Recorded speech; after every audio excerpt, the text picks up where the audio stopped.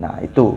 Ini kalau hayya 'alas shalah diganti dengan shollu fi rihalikum ataupun shollu fi buyutikum, ini ada dalilnya. Ini ittifaq sepakat para ulama. Ini diperbolehkan ketika adanya uzur, baik itu hujan, baik itu dingin yang sangat, ataupun mungkin bisa dikiaskan dengan penyakit yang tidak diperbolehkannya kita berkumpul, sebagaimana pandemi misalnya dan lain sebagainya. Wallahu a'lam. Ya 'alas shalah.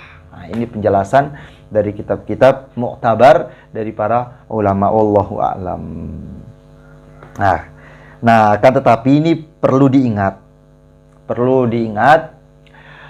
Kalau kita melihat mengapa kejadian ini kok bisa seseorang sampai hayya 'alal jihad, hayya 'alal jihad, mereka hingga membawa pedang, membawa parang.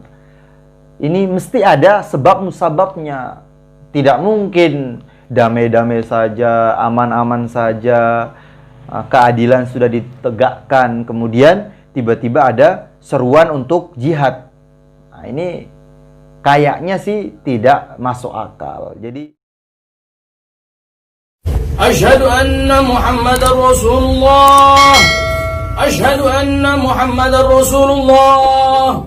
Hayya 'alal jihad. Hayya 'alal jihad. Hayya 'alal jihad. Hayya 'alal jihad. Hayya 'alal jihad. hayya 'alal jihad, hayya 'alal jihad,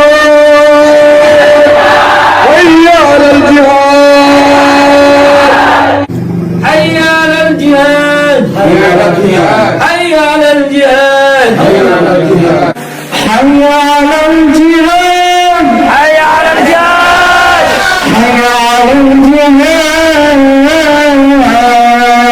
hayya 'alal falah, Hayya 'alal falah. hayya 'alal falah.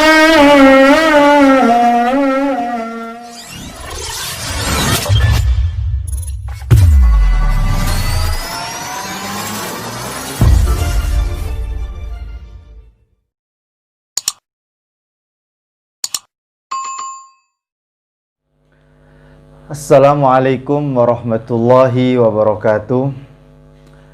Alhamdulillahirabbil alamin, assalatu wassalamu ala asrofil mursalin wa ala alihi wa sahbihi ajmain, amma ba'd. Alhamdulillah, di kesempatan kali ini kita akan membahas satu permasalahan yang sedang viral beberapa hari ini berkaitan dengan azan yang sebagian lafaznya diganti dengan lafaz yang lain, yaitu ketika hayya 'alas shalah yang artinya marilah kita sholat diganti dengan hayya 'alal jihad. Nah, bagaimana pandangan Islam mengenai lafaz tersebut? Apakah pernah diajarkan oleh baginda Rasul? Apakah pernah diajarkan oleh para sahabat? Apakah pernah diajarkan oleh para tabi'in, para ulama kita dahulu? Kita lihat bagaimana pandangan-pandangan para ulama di dalam kitab-kitab fikih yang sering kita kaji di pesantren. Nah, jadi kita akan membahas pertama asal muasal azan disyariatkan. Tahun berapa azan disyariatkan oleh Allah Subhanahu wa taala, diperintahkan oleh yang mulia Nabi besar Muhammad sallallahu alaihi wasallam. Jadi dalam kitab Hasyiah Syekh Ibrahim Al-Baijuri ala Syarhil Al-Al'amah Ibnul Qasim Al-Ghazi ala Matanil Syekh Abi Syuja. Jadi dalam kitab Hasyiah Baijuri dijelaskan, ini kitab standar di pesantren ya, mungkin kelas-kelas 3 lah, kelas-kelas 3, 4. Nah, ini diajarkan di pesantren-pesantren salaf. Nah, kenapa kita tidak membahas menggunakan kitab Sahih Bukhari, Sahih Muslim ataupun hadis-hadis yang lain? Kita lebih memilih sesuatu yang sudah siap pakai. Karena kalau kita menggunakan hadis Sahih Bukhari, Sahih Muslim, maka kita memerlukan banyak keilmuan untuk menggali hukum dari hadis tersebut, dari hadis Bukhari, hadis Muslim, dan hadis-hadis yang lain. Nah, berbeda halnya dengan kitab-kitab fikih.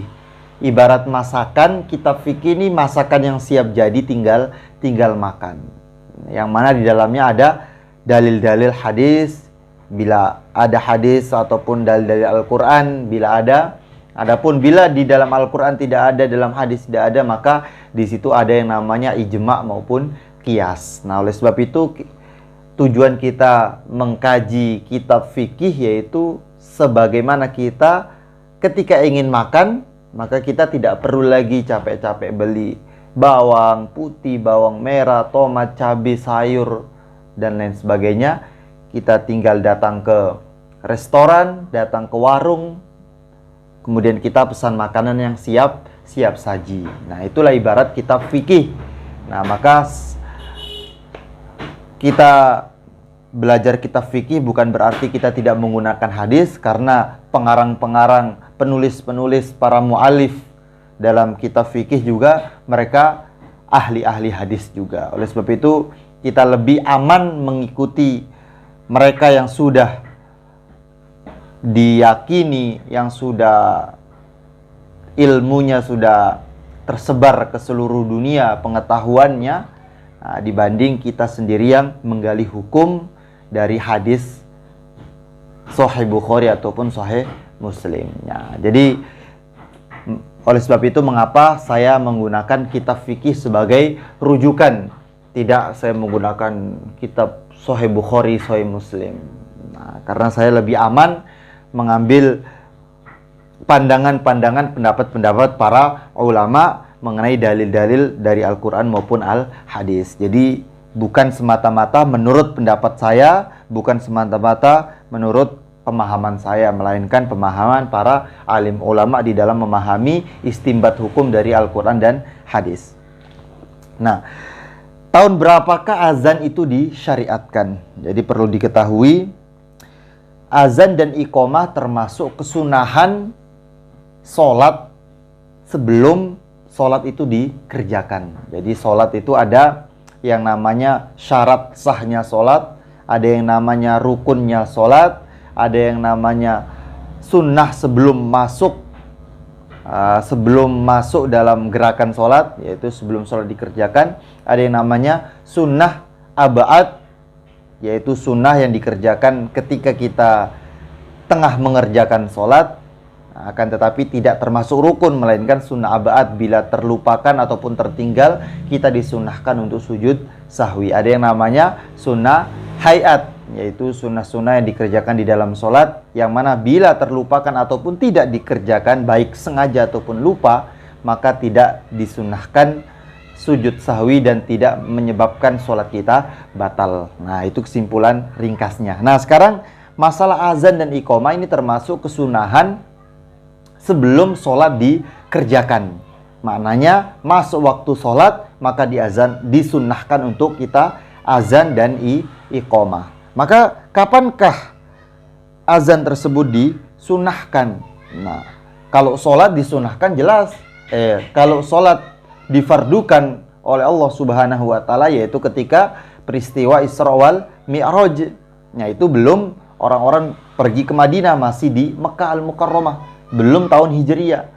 Nah, akan tetapi beberapa tahun mereka sholat di Mekah, baik dalam keadaan sembunyi-sembunyi, ya, itu belum ada syariat untuk azan. Nah, maka setelah mereka para sahabat bersama yang mulia Nabi besar Muhammad SAW berhijrah ke Madinah, memiliki kekuatan, memiliki kepemimpinan di dalam menjalankan syariat Islam secara bebas, secara terbuka, maka disitulah azan disyariatkan, yaitu para ulama pendapat para ulama yang paling kuat, yaitu azan disyariatkan pada tahun pertama Hijriyah. Jadi ketika hijrah tahun pertama itulah azan disyariatkan. Akan tetapi sebagian ulama berpandangan tahun ke-2 Hijriah barulah disyariatkan azan. Nah, terlepas dari kapan waktu azan itu disyariatkan, yang penting azan adalah wahuwa ma'lumun minad dini bid-darurah yukfaru jahiduhu. Jadi termasuk azan ada termasuk kesunahan yang diketahui secara darurah. Ma'lumun minad dini bid-darurah. Semuanya orang tahu azan ini adalah termasuk syiar, termasuk syariat Islam. Jadi orang yang mengingkari adanya azan maka dia dihukumi kufur. Orang yang mengingkari adanya azan. Wa yukfaru jahiduhu. Karena apa? Karena azan termasuk perkara yang maklum bid-darurah. Semua orang pasti tahu, tidak perlu belajar jauh-jauh. Bahkan orang-orang non-muslim pun mereka tahu namanya orang Islam ketika sholat mesti azan. Nah, ini namanya ma'lumun minad dini bid-darurah. Nah, kemudian bagaimana peristiwa Nabi SAW memulai mengadakan azan di Madinah pastinya. Nah, maka kita merujuk dari hadis Sahih Bukhari dan Sahih Muslim, idza hadaratis salatu falyu'adzin lakum ahadukum wal ya'ummukum akbarukum. Jadi perintahnya ketika masuk waktu salat, maka salah satu di antara kalian hendaknya mengazankan, dan orang yang paling tua di antara kalian hendaknya mengimami. Nah, di sini ada pembahasan dalam hukum-hukum fikih, siapa yang layak, siapa yang lebih pantas menjadi imam. Nah, kita tidak akan membahas di sini. Nah, akan tetapi yang kita bahas adalah mengenai spesifik mengenai azan saja. Masalah imam nanti kita di pertemuan ke depan bila ada waktu. Nah, kemudian dalam riwayat Abu Daud dari An Abdillah bin Zaid ibni Abdi Rabbih radhiyallahu anhu qala lamma amara Nabi sallallahu alaihi wasallam. Jadi ketika Nabi sallallahu alaihi wasallam ingin mencari cara bagaimana mengumpulkan manusia ketika sholat. Jadi ketika awal-awal Islam, orang-orang belum banyak yang masuk Islam, sehingga ketika mau sholat mereka sudah tahu waktu kapan sholat, ya ketika subuh, zuhur, asar, maghrib. Jadi mereka datang ke Masjid Nabawi, duduk menunggu Nabi SAW datang untuk mengimami sholat. Jadi seperti itu. Jadi ketika waktu sholat mereka duduk, karena mungkin kesibukannya tidak banyak dan orang-orang Madinah tidak luas, tidak lebar tempatnya, sehingga mudah untuk mengetahui waktu sholat kapan Nabi SAW sholat berjamaah. Nah, akan tetapi setelah beriringnya waktu lama, bulan berganti bulan, nah orang yang masuk Islam semakin banyak, maka bisa jadi menurut pendapat yang kedua bahwasannya azan disyariatkan di tahun yang kedua. Karena di tahun yang kedua itu umat Islam semakin banyak, semakin luas kekuasaan Islam, sehingga orang-orang pun rumahnya banyak yang jauh dari Masjid Nabawi, sehingga untuk mengetahui waktu sholat yaitu diperlukannya tanda kapan waktu sholat tiba. Nah, oleh sebab itu Nabi SAW bermusyawarah dengan para sahabat bagaimana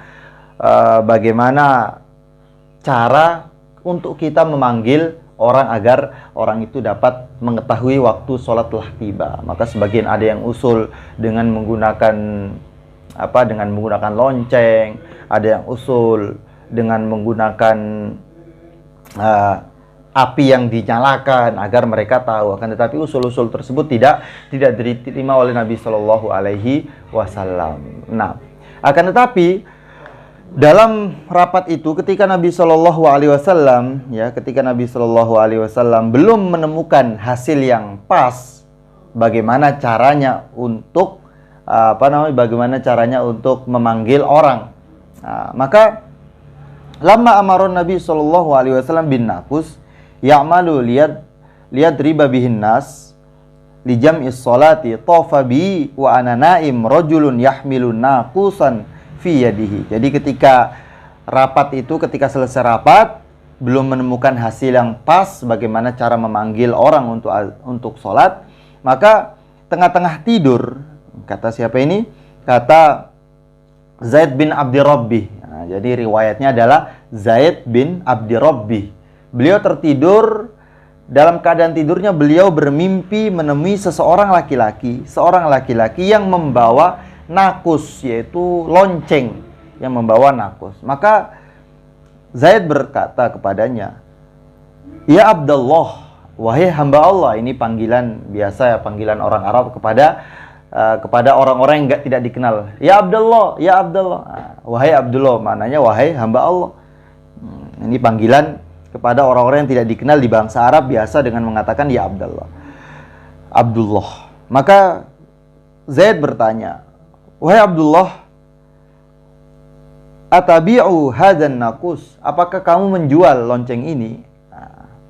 Maka laki-laki tadi balik bertanya, "Wa ma tasna'u bih?" Apa yang kamu gunakan untuk apa kamu membeli nakus ini, lonceng ini? Maka dijawab oleh Zaid bin Abdi Rabbi, "Tad'u bihi ila sholati."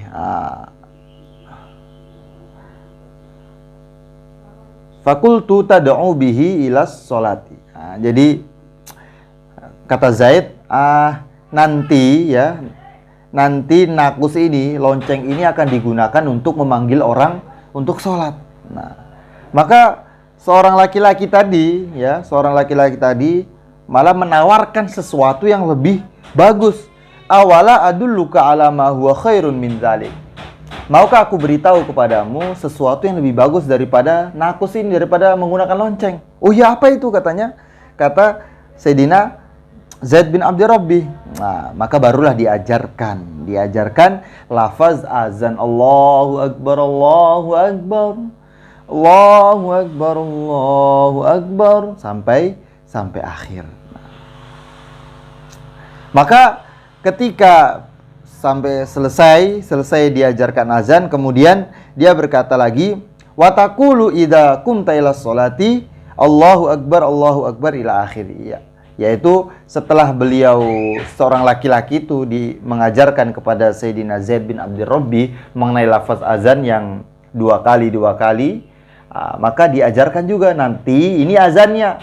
Nah, ketika idza qumta ila sholati, ketika engkau hendak mendirikan sholat, maka ini ucapannya, Allahu Akbar, syahadu an la ilaha illallah, syahadu anna Muhammadar Rasulullah. Jadi lafaznya jelas dari seseorang di dalam mimpinya Sayyidina Zaid bin Abdi Rabbih. Nah, maka keesokan harinya ketika subuh, langsung beliau mendatangi Nabi Shallallahu Alaihi Wasallam. Falamma asbahtu ataitu Nabi Shallallahu Alaihi Wasallam fa akhbartuhu bima ra'aitu. Nah, ketika subuh aku mendatangi Nabi dan aku memberitahukan kepada Nabi apa yang telah aku lihat di dalam mimpiku. Faqala innaha la ru'ya haqqun insyaallahu ta'ala. Nah, sesungguhnya itu adalah mimpi yang benar insyaallah. Nah, Masya Allah. Jadi mimpinya sahabat Zaid bin Abdi Rabbih tentang diajari azan oleh seorang laki-laki tadi. Dan Nabi SAW mengatakan innaha la ru'ya haqqun. Jadi sabda Nabi SAW. Maka Nabi SAW berkata, "Kum ma'a Bilalin fa'alqi alaihi ma ra'aita fa innahu anda sautan minka." Sekarang kamu berdiri beserta Bilal, suruh Bilal yang azan. Nah, jadi ketika Nabi SAW mendapatkan kabar bahwasannya Zaid bin Abdi Rabbih mendapatkan pelajaran azan oleh seseorang dalam mimpinya, wallahu alam ini malaikat atau siapa, tidak dijelaskan di sini. Nah, maka Rasulullah mengatakan, "Nah, kamu berdiri bersama Bilal, biar Bilal yang azan, kamu yang ajari." Jadi ketika itu Sayyidina Bilal yang menyuarakan dengan lantang, fa innahu angda sautan minka, karena Sayyidina Bilal, karena Bilal adalah orang yang paling lebih lantang suaranya daripada kamu wahai Zaid. Jadi ketika itu ada dua orang yang berdiri, Sayyidina Bilal dan Sayyidina Zaid. Sayyidina Zaid yang mengajari, ini loh lafaznya, Allahu Akbar, Allahu Akbar. Kemudian Bilal, Allahu Akbar, Allahu Akbar. Nah, Sayyidina Bilal yang mengeraskan suaranya. Nah, maka betul, fakumtu ma'a Bilalin wa ja'altu alqi alaihi kalimatan. Satu kalimat diajarkan kepada Sayyidina Bilal oleh Sayyidina Zaid bin Abdi Rabbi. Nah, wa huwa yu'adzinu fasami'a dzalika Umar Ibnul Khattab radhiyallahu an. Wa huwa fi baitihi fa kharaja yajurru ridaahu. Ketika Sayyidina Bilal mengumandangkan azan, Masya Allah, menunjukkan betapa lantangnya suara azan Sayyidina Bilal. Tidak ada mikrofon, tidak ada toa, tapi orang Madinah terdengar, dapat didengar oleh orang Madinah. Masya Allah. Nah, maka ketika mendengar suara azan oleh Sayyidina Bilal, Sayyidina Umar radhiyallahu anhu bergegas keluar rumah, sehingga beliau tidak sempat mungkin memakai selendangnya, ya juru rida'ahu, menyeret ridaknya. Sambil beliau berkata, wallazi ba'asaka bil haqqi nabiyyan laqad ra'aitu misla ma ra'ah. Demi zat yang telah mengutusmu dengan hak sebagai nabi, yaitu mengutus Rasulullah sebagai nabi, laqad ra'aitu misla ma ra'ah. Sungguh aku juga telah bermimpi, telah melihat sebagaimana yang telah dilihat oleh Sayyidina Zaid bin Abdi Rabbi. Masya Allah. Faqala Rasulullah sallallahu alaihi wasallam, lillahil hamd. Segala puji bagi Allah subhanahu wa ta'ala. Nah, ini sejarah sedikit mengenai azan. Nah, maka sebagian para ulama mengiskalkan washtakala dzalika bi annal ahkam la tasbutu birru'ya. Ini ada satu permasalahan. Mengapa mimpi Sayyidina Zaid bin Abdi Rabbi dan mimpi Sayyidina Umar dijadikan sumber hukum? Padahal jelas kita ketahui sumber hukum Al-Quran dan hadis. Ini mengapa mimpi dijadikan sumber hukum? Maka kita jawab, ya. Fa'ujiba bi annar ru'ya wafaqaha nuzulul wahyi fal hukmu sabata bihi la biha. Nah, jadi mimpinya Sayyidina Zaid bin Abdi Rabbi dan Sayyidina Umar, ya, mimpinya mereka berdua ini bertepatan, ya, wafaqaha, bertepatan dengan turunnya wahyu mengenai azan kepada Nabi SAW. Maka dari itu Nabi mengatakan, innaha la ru'ya hakun, insyaallah ta'ala. Jadi ini mimpi yang benar. Jadi istimbat hukum, jadi dalilnya adalah ucapan Nabi SAW. Ini yang menetapkan, yang menjadikan dalil bahwasannya azan itu disunnahkan di dalam Islam, ataupun azan disyariatkan di dalam Islam. Jadi bukan mimpinya para sahabat itu. Nah, jadi bukan mimpinya Sayyidina Zaid bin Abdi Rabbi ataupun Sayyidina Umar, tapi ucapannya Nabi SAW yang bertepatan atau dengan turunnya wahyu. Nah, itu yang dijadikan dalil istimbat hukum. Jadi bukan mimpi. Bukan mimpi. Wa Bilalun huwa awwalu muazzinin fil Islam. Dan siapakah orang yang pertama kali azan dalam Islam? Yaitu Sayyidina Bilal. Yang pertama kali mengeraskan suaranya untuk azan. Tapi otomatis yang mengajarkan adalah Sayyidina Zaid bin Abdi Rabbi, karena dia yang pertama kali ngajarkan azan. Nah, Allahu Akbar kepada Sayyidina Bilal. Tapi yang mengeraskan untuk memanggil orang-orang untuk sholat adalah Sayyidina Bilal bin Rabah. Dan ketika Nabi SAW wafat di mana saja, ketika dalam keadaan safar ataupun dalam keadaan mukim di Madinah ataupun dalam keadaan safar, Sayyidina Bilal lah yang menjadi muazin tetap Rasulullah Shallallahu Alaihi Wasallam. Dan ketika beliau wafat, beliau tidak azan lagi, saking sedihnya ditinggal oleh kekasihnya, yaitu Rasulullah Shallallahu Alaihi Wasallam. Beliau hanya satu kali azan, yaitu hanya satu kali azan setelah wafatnya Nabi Shallallahu Alaihi Wasallam, itu pun setelah diminta oleh cucunya yang mulia Nabi besar Muhammad Shallallahu Alaihi Wasallam. Ketika beliau azan, masya Allah, semua orang-orang Madinah keluar rumah. Mereka mengenang bagaimana masa hidupnya Nabi Shallallahu Alaihi Wasallam, sehingga mereka menangis sejadi-jadinya. Sehingga dikatakan di sini, fama ru'ya ba'da mufaraqatihi sallallahu alaihi wasallam lid dunya aktsaru baqiyan wa baqiyatan min dzalikal yaum.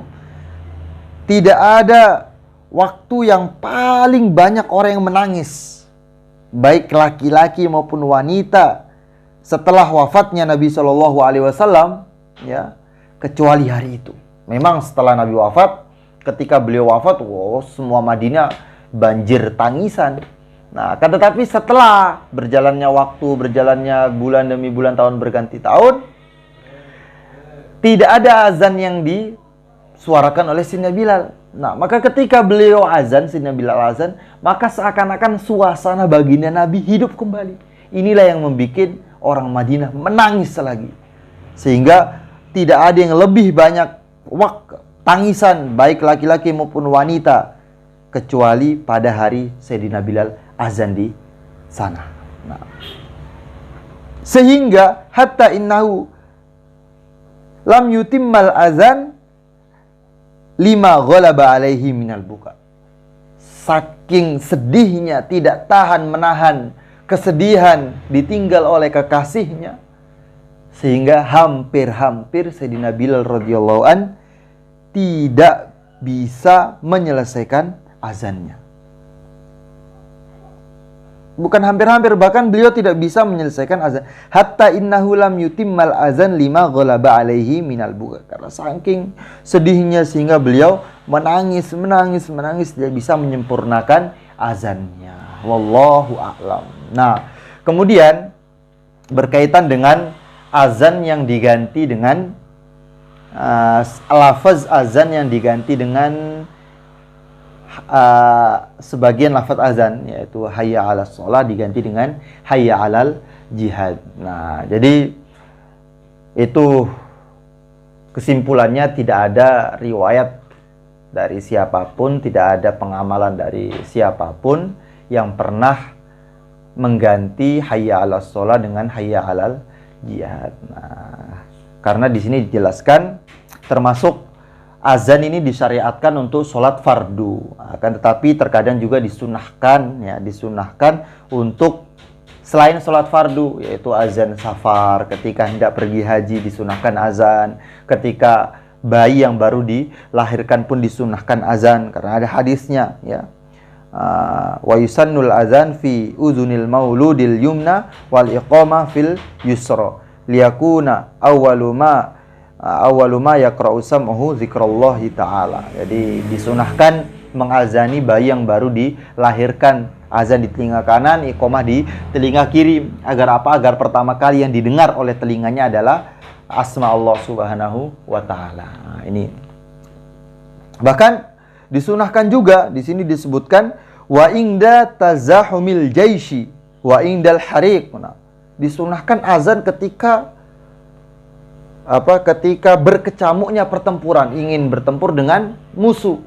Nah, jelas yang dikatakan musuh di sini adalah bila ada jais dalam kitab-kitab fikih, ya ini bukan jais yang bukan pasukan antara orang muslim dengan hawa nafsunya, ataupun orang muslim dengan kemungkaran kemaksiatan yang dikerjakan oleh orang muslim lainnya, tidak. Tapi yang dimaksud adalah berkecamuknya peperangan antara orang Islam dan orang musyrik, orang Islam dan orang kafir. Nah, itu pun kalau memang orang-orang kafir mereka ingin menyerbu orang Islam, orang-orang kafir ingin memerangi orang Islam. Tapi kalau orang-orang kafir, orang non-muslim membuat perjanjian damai dengan orang Islam, maka orang Islam pun tidak boleh memerangi mereka. Nah, maka tidak ada syariat azan yang tidak ada perintah ataupun contoh untuk mengubah hayya 'alas shalah dengan hayya 'alal jihad. Karena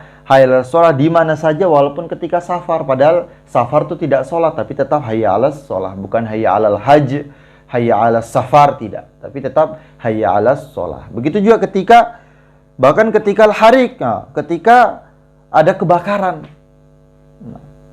Ayo kita sholat, hayya 'alas shalah. Bukan hayya 'alal ayo kita selamatkan orang kebakaran, tidak. Hayya bina nusallim al-harik, tidak. Tapi tetap hayya 'alas shalah. Dan seterusnya. Intinya tidak ada pergantian dari hayya 'alas shalah dengan hayya 'alal jihad. Hanya saja dalam hadis dalam kitab Sahih Bukhari dijelaskan, ketika waktu-waktu uzur seperti waktu terjadi hujan, terjadi hujan yang dijelaskan dalam kitab Sahih Bukhari, ataupun ketika filailatil baridah awil matirati fis safar. Nah, ataupun ketika waktu sangat dingin sehingga tidak mampu lagi orang keluar untuk sholat berjamaah.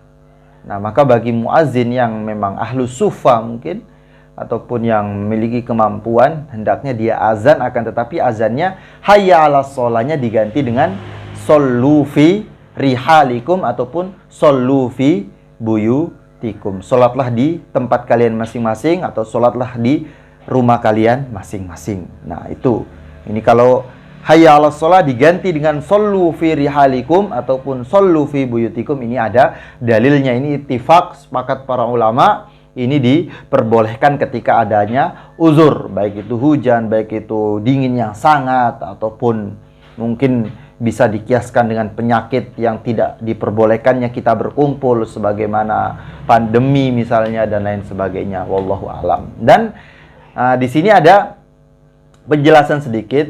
Shollu fi buyutikum ataupun shollu fi rihalikum ini bisa diletakkan sebagai ganti hayya 'alas shalah ataupun setelah Allahu Akbar, la ilaha illallah, shollu fi rihalikum, shollu fi buyutikum. Nah, ini bisa shollu fi rihalikum, bisa shollu fi buyutikum. Setelah azan selesai baru ditambah lafaz ini ataupun diganti sebagai pengganti hayya 'alas shalah. Nah, ini penjelasan dari kitab-kitab mu'tabar dari para ulama, wallahu a'lam. Nah, kan tetapi ini perlu diingat kalau kita melihat mengapa kejadian ini kok bisa seseorang sampai hayya 'alal jihad, mereka hingga membawa pedang, membawa parang. Ini mesti ada sebab musababnya. Tidak mungkin damai-damai saja, aman-aman saja, keadilan sudah ditegakkan, kemudian tiba-tiba ada seruan untuk jihad.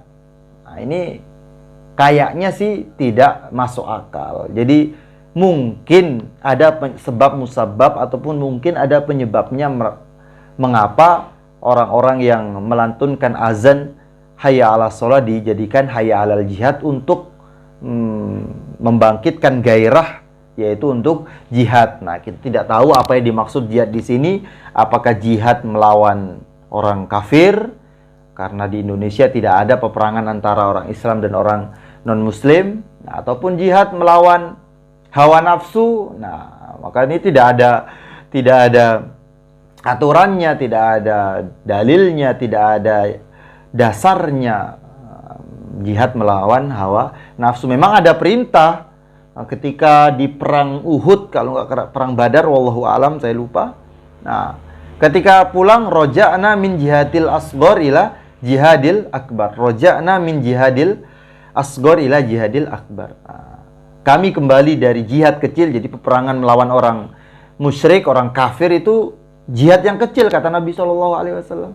Nah, jihad yang besar ila jihadil akbar, jihad yang lebih besar adalah jihad melawan hawa nafsu. Mengapa? Kalau jihad sama orang kafir, kita kalah syahid, mati kita syahid, menang kita dapat ghanimah. Tapi kalau jihad melawan hawa nafsu, nah, tidak boleh kalah. Kalah kita berarti mengikuti hawa nafsu, nauzubillah masuk neraka. Kalau melawan hawa nafsu, jihad melawan hawa nafsu yaitu harus kita menang, tidak boleh kalah. Berbeda dengan jihad melawan orang kafir, kalah menang kita tetap mendapatkan kemuliaan. Nah, kalau jihad melawan hawa nafsu, nauzubillah kalau kita sampai kalah. Nah, inilah.